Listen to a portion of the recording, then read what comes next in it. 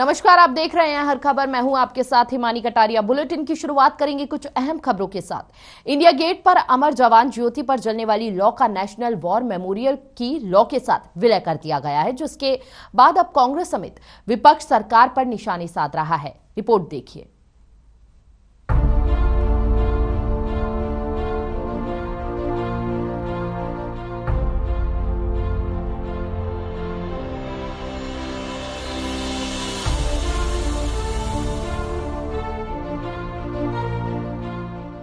अमर जवान ज्योति की India gate से विदाई हो गई है। अब युद्ध स्मारक पर ज्योति को शिफ्ट कर दिया गया है। हालांकि मशाल बुझेगी नहीं, युद्ध स्मारक पर इस मशाल का विलय कर दिया गया है।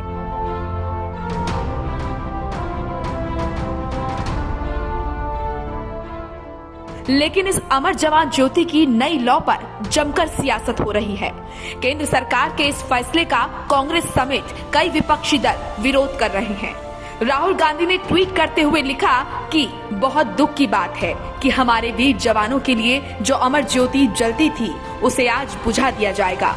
कुछ लोग देश प्रेम व बलिदान नहीं समझ सकते, कोई बात नहीं, हम अपने सैनिकों के लिए अमर जवान ज्योति एक बार फिर जलाएंगे।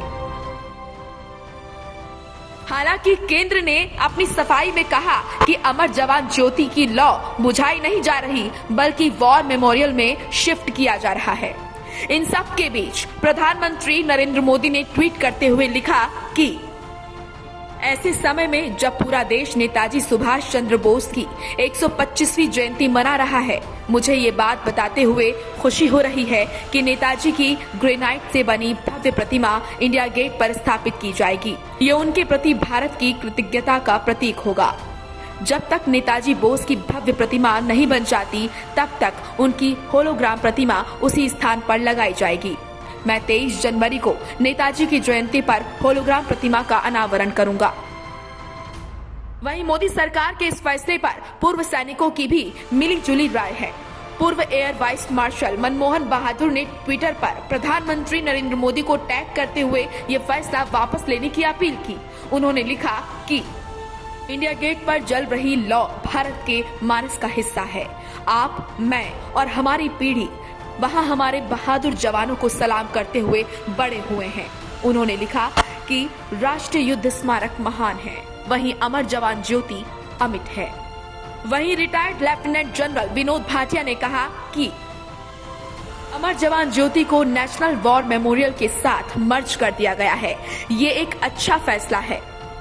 तो कुल मिलाकर अमर जवान ज्योति का राष्ट्रीय युद्ध स्मारक में मर्जर पर जमकर राजनीति हो रही है। कोई इस पर इतिहास बदलने का हवाला दे रहा है, तो कोई समय की जरूरत बता रहा है। ब्यूरो रिपोर्ट, हर खबर। चलिए अब आपको बताते हैं विस्तार से जीएफएक्स के द्वारा अमर ज्योति का इतिहास। 1972 में अमर जवान ज्योति का निर्माण हुआ था। भारत पाक युद्ध के शहीदों की याद में निर्माण किया गया था। 1971 में हुआ था भारत पाक युद्ध। युद्ध 3 से 16 दिसंबर तक चला था। युद्ध में सेना के 3843 जवान शहीद हुए थे। स्मारक का उद्घाटन जनवरी 1972 में इंदिरा गांधी ने किया था। इस युद्ध के 50 साल पूरे हो चुके हैं। राष्ट्रीय युद्ध स्मारक के शिफ्ट करने का फैसला लिया गया है। यह ज्योति पहले एलपीजी से जलती थी, बाद में इसमें सीएनजी का इस्तेमाल होने लगा। इंडिया गेट के नीचे बनी है अमर जवान ज्योति। शहीदों की याद में ज्योति हमेशा जलती रहती है।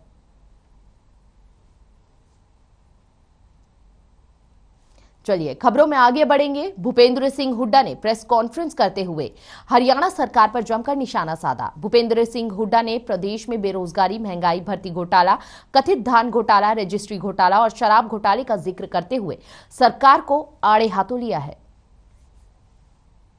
बहुत है, आज हरियाणा बिल्कुल बर्बादी की तरफ जा रहा है। ये जो बीजेपी जेजेपी सरकार ने देखिए जो लूट मचा रखी, जो खुली लूट है, इनका हाजमा इतना तेज हो गया है, रेत भी जमुना का हजम, डाडम और नागल चौधरी के पहाड़ भी हजम, और उसका नतीजा आप देख रहे हो। किस प्रकार से किस जो कमाई प्रदेश को आनी थी विकास के लिए वो माइनिंग माफिया खा रहा है और अब तक कोई एक्शन नहीं हुआ। मैं स्वयं डाडम गया था, वहां मैंने देखा इतनी बेरहमी से वो किया है कि कई 100 फुट नीचे है खोद दिया गया जब खोद नहीं सकते थे। ट्रक चल रहे हैं, वहां कई आदमियों की मृत्यु हुई, अब तक 302 का केस रजिस्टर नहीं हुआ। भाई जो उसके जिम्मेवार कौन है? ये करने के लिए कमेटी बना दी, कमेटी। पहले शराब का वो हुआ, स्कैम हुआ शराब में रजिस्ट्री में, जब कह दिया कि SIT बना दी, लेकिन उसकी क्या रिजल्ट हुआ था? कोई आदमी नहीं पकड़ा गया। रजिस्ट्री का घोटाला हुआ, उसमें कोई आदमी नहीं। आपका क्या नाम धान का घोटाला हुआ, कोई वो नहीं। जो नौकरियों का घोटाला हुआ, जो नौकरियों में लूट मची है, HPSC में करोड़ों रुपए जब पकड़े गए हैं, उसके लिए कौन जिम्मेवार है? एक आदमी जिम्मेवार कैसे हो सकता है? ये जांच चाहे वो माइनिंग घोटाले की हो और चाहे ये नौकरी का मामला, हमने कहा था भाई हाई कोर्ट के जज की अध्यक्षता में CBI को जांच दी जाए। क्या संकोच है इसको? जब ये कहते हैं भाई हमारा तो कसूर नहीं है सर, तो क्या संकोच है? ये क्यों नहीं CBI को दे रहे हाई कोर्ट के जज के उसमें सुपरविजन में? ये आपके सामने है। अब इन्होंने कहा, बातें तो बड़ी बड़ी करते हैं, इवेंट मैनेजमेंट करते हैं।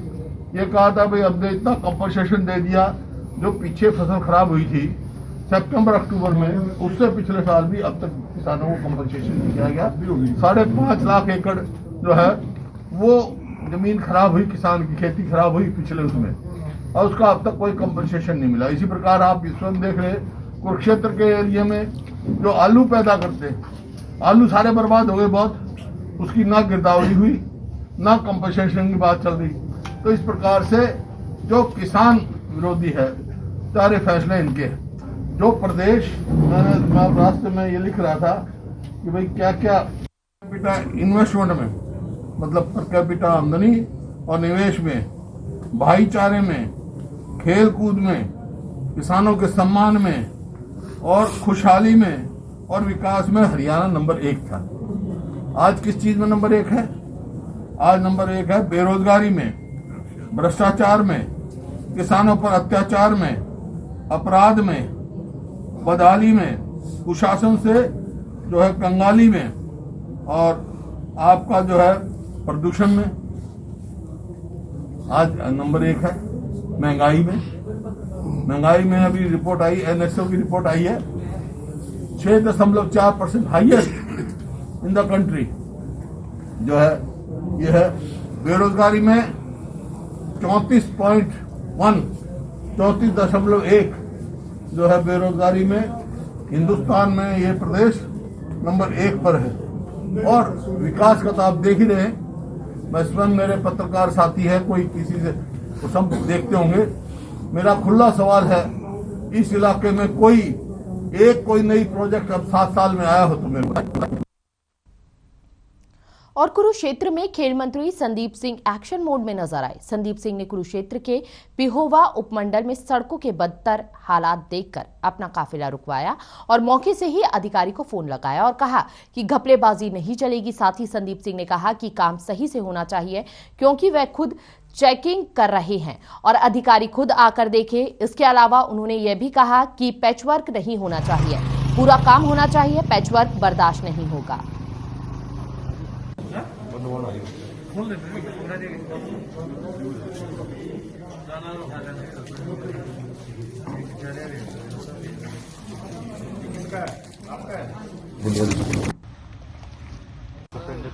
देखिए, आज हल्के में काफ़ी प्रोग्राम थे मेरे, और इस दौरान कुछ सड़कें का निरीक्षण भी किया। इसमें काफ़ी कमियां भी पाई गई हैं।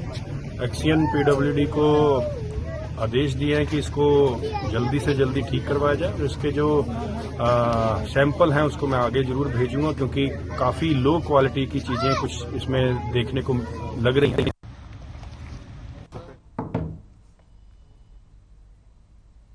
और दिल्ली की द्वारका विधानसभा से पूर्व विधायक और कांग्रेस नेता आदर्श शास्त्री से खास बातचीत की हमारे पंजाब के ब्यूरो हेड स्वर्णजीत सिंह ने। आदर्श शास्त्री ने आम आदमी पार्टी पर जमकर निशाना साधा, साथ ही आपके संयोजक अरविंद केजरीवाल पर लोगों को भ्रमित करने के आरोप लगाए। क्या कुछ कहा आदर्श शास्त्री ने, आपको सुनाते हैं। तो आदर्श शास्त्री जी बहुत बहुत धन्यवाद। सबसे पहला मेरा सवाल मेरे जहन में उस समय भी आ रहा था, आपने जब पार्टी आम आदमी पार्टी छोड़ी, आप पर भी आरोप लगाए गए कि performance up to the mark नहीं थी और आपको इसलिए टिकट नहीं दी। लेकिन ये समझ नहीं आई उसी समय मिश्रा और राजकुमारी ढिल्लो पार्टी ज्वाइन करते हैं और चुनाव कंटेस्ट करते हैं। जी देखिए, आपके सवाल में ही जवाब है। लाल बहादुर शास्त्री का पोता होने के नाते मेरे रगों में ईमानदारी का खून है। वही ईमानदारी का कारण रहा कि मैं भी बहुत हजारों लोगों की तरह गुमराह हुआ अरविंद केजरीवाल से, और अरविंद केजरीवाल और आम आदमी पार्टी ज्वाइन करी। 1.5 करोड़ की नौकरी छोड़ के, अगर मुझे पैसा ही कमाना होता तो नौकरी छोड़ के आम आदमी पार्टी में क्यों उस समय जाता, विधायक क्यों बनता। मैं तो नौकरी में ही लाखों करोड़ों रुपए कमा रहा था।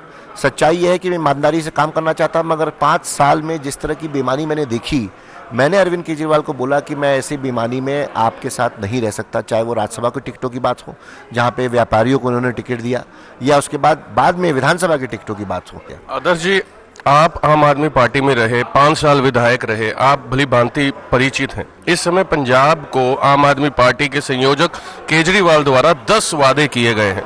यही धूल झोंकने का काम दिल्ली में हो रहा है। ये बात चाहे स्वास्थ्य के क्षेत्र में हो, जहां दूसरे चरण में जो वेव आई थी महामारी में, किस तरह दिल्ली की सड़कों में गाड़ियों में लोग मरे, ऑक्सीजन और बेड ना होने के कारण मरे, ये लोगों के सामने साफ था।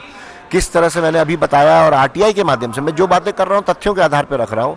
आरटीआई के माध्यम से आज 14 लाख लोगों ने नौकरी का आवेदन किया दिल्ली में पिछले 7 सालों में। नौकरी मिली 440 को। मोहल्ला क्लिनिक, यहाँ पे 16,000 मोहल्ला क्लिनिक की बात करते हैं, दिल्ली में 1000 की बात करी, आज मात्र 100 मोहल्ला क्लिनिक भी नहीं चल रही हैं और कूड़े का ढेर बन चुकी हैं। वहाँ पे शराब का काम हो रहा है, इस तरह की वहाँ पे दवाई नहीं है, डॉक्टर नहीं है।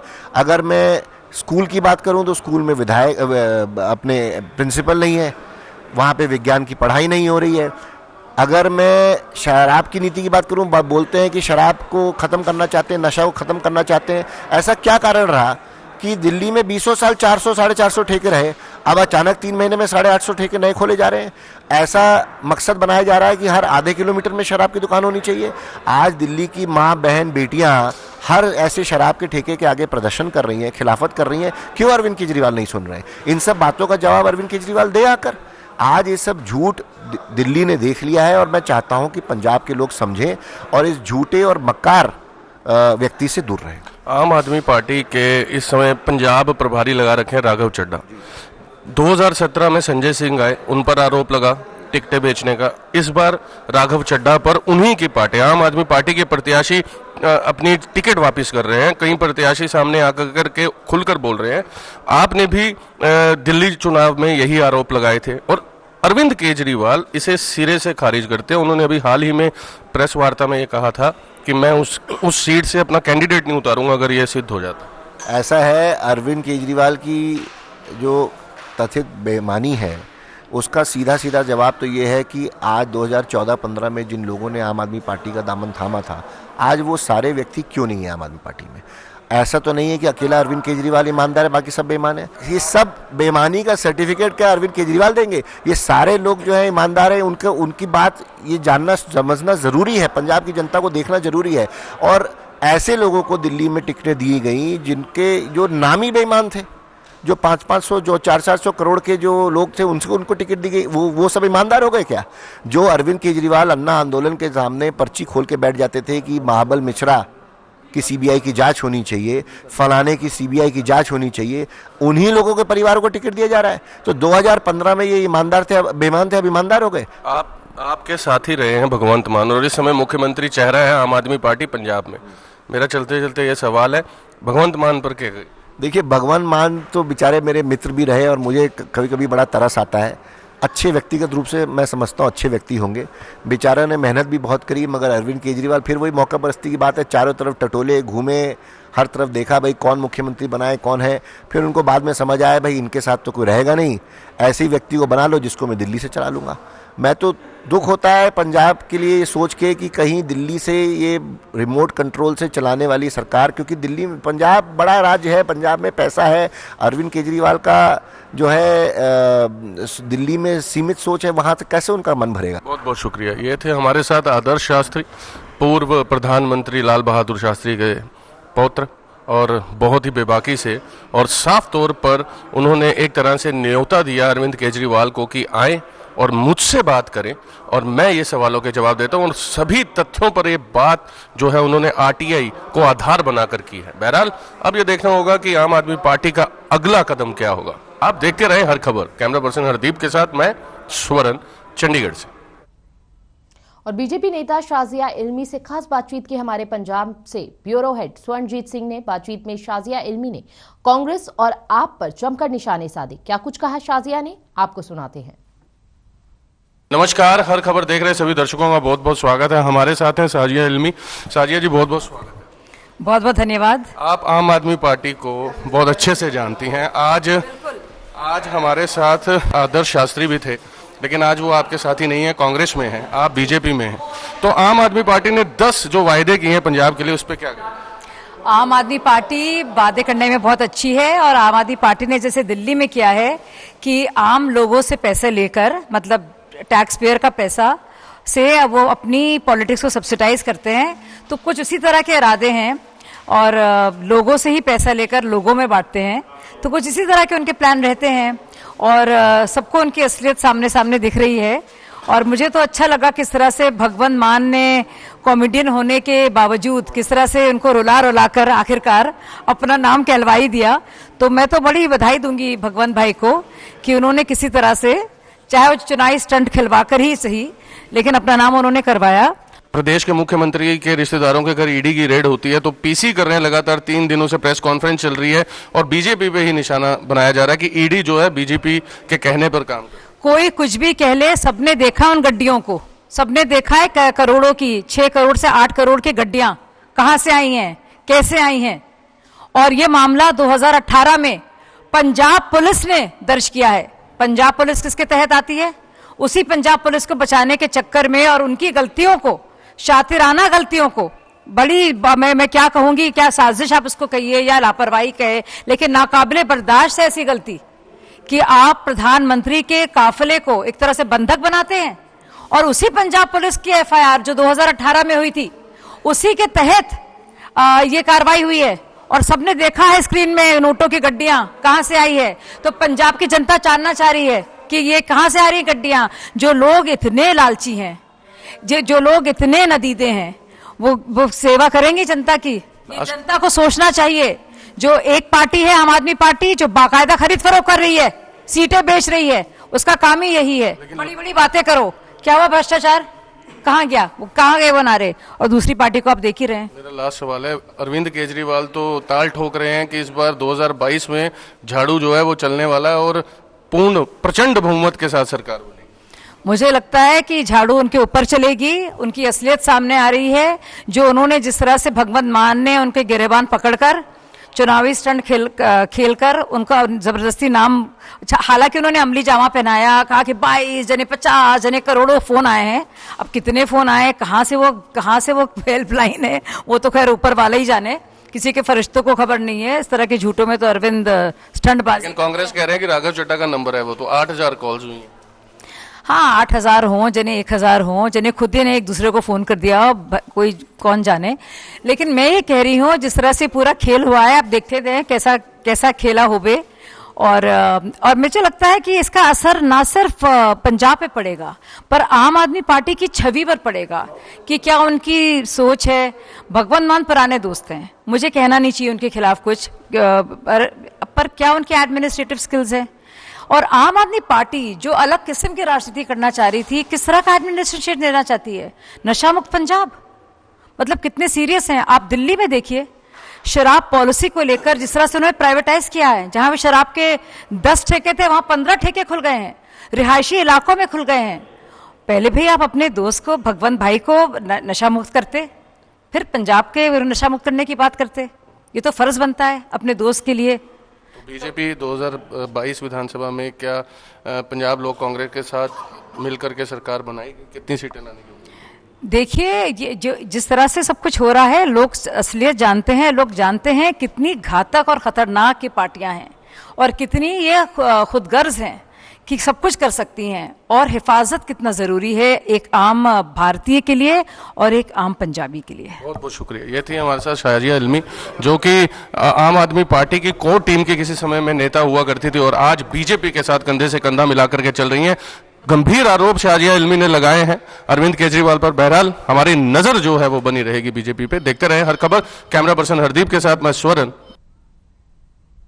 और डबवाली के लखुआना गांव में मनरेगा कार्य में पंचायती विभाग की मिलीभगत के चलते घर बैठे लोगों के खातों में मनरेगा का पैसा डालकर गड़बड़ी करने का मामला सामने आया है, जहां मनरेगा मजदूर के साथ हुई गड़बड़ी मामले की परत दर परत बड़े खुलासे हो रहे हैं। जहां मनरेगा मेट, जेई, ग्राम सचिव सहित पंचायत विभाग की मिलीभगत के चलते जहां चहेतों के खातों में मस्ट रोल में हाजिरी लगा भुगतान किया गया, तो लाखों रुपए का भुगतान मनरेगा में बिना काम किए ही घर बैठे लोगों के खातों में पैसा ट्रांसफर किया गया है। वहीं शिकायतकर्ता की ओर से यह भी आरोप लगाया गया है कि उसे सीएम विंडो में महिला जांच अधिकारी की ओर से धमकाया जा रहा है।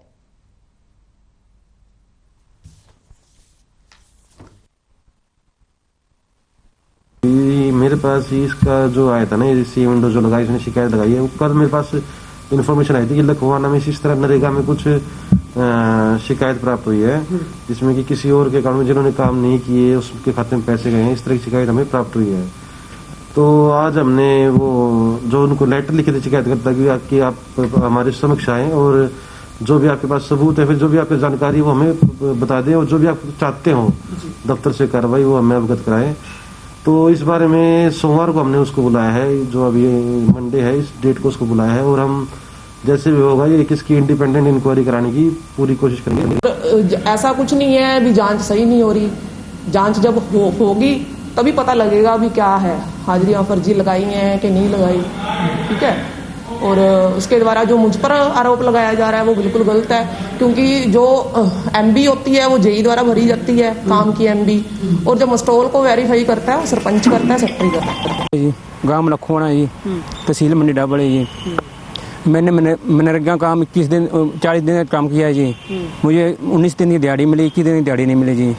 और मैंने सीएम विंडो, डीसी, एसडीएम सबको दरखास्त लगाई है जी। उसके अलावा मेरी कोई सुनवाई नहीं हो रही जी।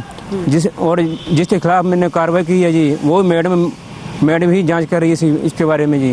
और मैडम मुझे पता नहीं लेटर भेज रही है मेरे पास कोई लेटर नहीं आया जी। तो मेरी वो गैर हाजिरी लगा रही है जी।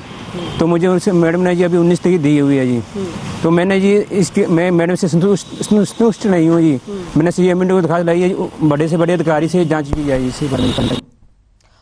और पलवल में एक शख्स ने नकली सोना IIFL फाइनेंस कंपनी में गिरवी रखकर लोन पास करवा लिया। पुलिस ने इस मामले में फाइनेंस कंपनी की शिकायत पर धोखाधड़ी करने वाले शख्स के खिलाफ मुकदमा दर्ज कर मामले की जांच शुरू कर दी है। कंपनी के शाखा प्रबंधक ने बताया कि बीती रसूलपुर के रहने वाले धर्मेंद्र ने नकली सोना गिरवी रखकर 86 लाख का लोन लिया था। ग्राहक ने सोने को इस तरह से बनवाया कि यह सोना उनकी सामान्य जांच के दौरान पकड़ में ना आ पाए। इसके बाद जब उनकी ऑडिट टीम ने इसकी जांच की तो जांच में सोना नकली पाया गया।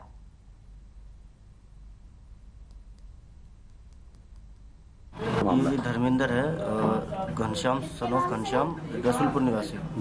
तो ये 3 जुलाई 2021 को एक आभूषण लेके आया हमारे पास, कुछ 3-4 टाइप का आइटम था। तो उसमें हमने उनको लोन दिया 1,86,000। तो उसमें क्या होता है कि जैसे हम नॉर्मली चेक करते हैं तो स्टार्टिंग में तो कुछ ग्राहक भी खड़ा होता है सामने काउंटर पे, तो वो मतलब चेक उस तरह से करते हैं।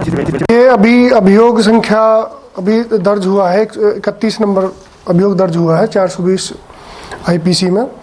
इसमें शाखा प्रबंधक है मनीष कुमार जी। उन्होंने अपनी कंप्लेंट में लिखा है कि धर्मेंद्र पुत्र घनश्याम निवासी रसूलपुर, इन्होंने अपनी सोने की चीजें रखकर 1,86,000 के आसपास इनकी कंपनी से लोन लिया था। और खबर पानीपत से है, जहां एक प्रेमिका ने अपने प्रेमी के लापता होने का मामला दर्ज करवाया। प्रेमिका ने बताया कि उनके प्रेम संबंधों के चलते उसकी मम्मी के साथ उसका झगड़ा रहता था, जिसकी वजह से वो अपने प्रेमी के साथ रहने के लिए अपने घर वालों से बेदखल हो गई थी। और पिछले कुछ दिनों से एक होटल में रह रही थी। वहीं अब पिछले कई दिनों से उसका प्रेमी भी गायब है और उसका नंबर भी स्विच ऑफ आ रहा है, जिसके चलते उसकी तलाश करवाने के लिए थाने में मामला दर्ज करवाया है।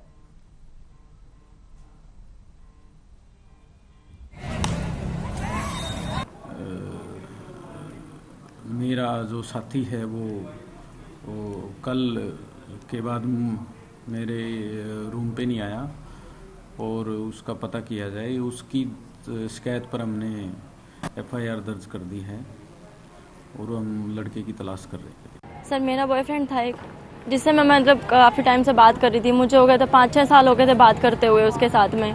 अभी जब मैं मतलब मुझे घर से बेदखल कर दिया था, मम्मी से मेरी लड़ाई वगैरह हुई, मैंने बोला मम्मी मुझे बेदखल कर दो कि भाई मुझे नहीं रहना आपके साथ में। तो अभी कंटिन्यू जब मैं रह रही थी राजमहल होटल में रह रही थी मैं अभी, फिर वो डेली मेरे को खाना देने आ रहा था। 3 दिन से मतलब घर पे बहस हुई, उसके घर पे बहस हुई होगी, कोई लड़ाई हुई, वो मेरे साथ रहा उस दिन मेरे साथ रहा वो वहीं पे ही। तो वो सुबह चला गया, मेरे को ड्यूटी पे छोड़ दिया उसने। फिर उसी दिन से 3 दिन से मतलब कंटिन्यू फ़ोन बंद है। अभी कुछ नहीं पता कि कहाँ पे है, मैंने इसलिए रिपोर्ट कराई। अभी देखो कि कहाँ है, किस मैटर में, मतलब कहाँ पे है, ठीक है या नहीं है। आपको क्या लगता है? मुझे तो अभी घर वालों पे ही शक है, उसी के घर वालों पे शक है मुझे तो। फिलहाल इस बुलेटिन में इतना ही। तमाम बड़ी खबरों के लिए बने रहिए हर खबर के साथ। नमस्कार।